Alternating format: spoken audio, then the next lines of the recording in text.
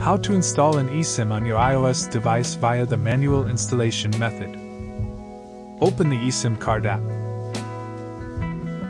Navigate to My eSIM. Go to Manage Setting.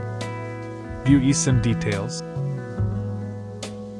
Under eSIM installation, select Install eSIM.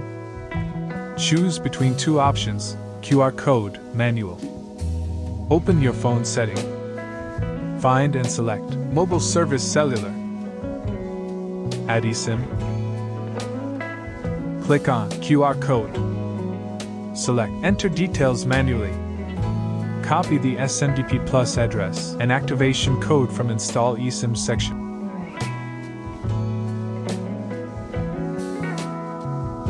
Enter activation code, SM-DP+Address, and confirmation code. Confirm and activate the eSIM. In Mobile Service Settings toggle, turn on this line for eSIM. Optionally toggle Data Roaming for roaming services. Your eSIM is now installed and activated on your iPhone.